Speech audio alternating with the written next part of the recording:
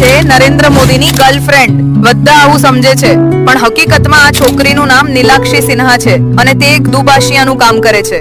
એટલે કે જ્યારે પીએમ મોદી બહારના દેશમાં જાય છે ત્યારે જો તે દેશના પ્રધાનમંત્રીની ભાષા મોદીને સમજાતી નથી તો નીલાક્ષી સિન્હા તેમણે આપણી ભાષામાં કન્વર્ટ કરી આપે છે. તે 15 થી પણ વધુ ભાષા જાણે છે અને બોલી શકે છે. રાષ્ટ્રપતિના હાથે સિન્હાને ઘણા બધા એવોર્ડ મળેલા છે.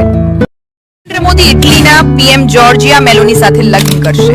આવું જ લાગતું હતું 2024માં જ્યારે જોર્જિયા મેલોની G20 સમિટને અટેન્ડ કરવા ભારત આવ્યા. આમ તો જોર્જિયા મેલોની પહેલી વખત 2023માં ભારત આવ્યા હતા, પણ પીએમ મોદી અને જોર્જિયા મેલોની જોડી હાઇલાઇટ ત્યારે થઈ જ્યારે G20 સમિટ દરમિયાન ઇન્સ્ટાગ્રામ પર મોદી અને જોર્જિયા મેલોનીના એડિટ્સ અને #મેલોડી વાયરલ થવા લાગ્યા. ત્યારબાદ જોર્જિયા મેલોની એ પણ એક વિડીયોમાં મોદી સાથે હેલો ફ્રોમ મેલોડી ટીમ બોલ્યા.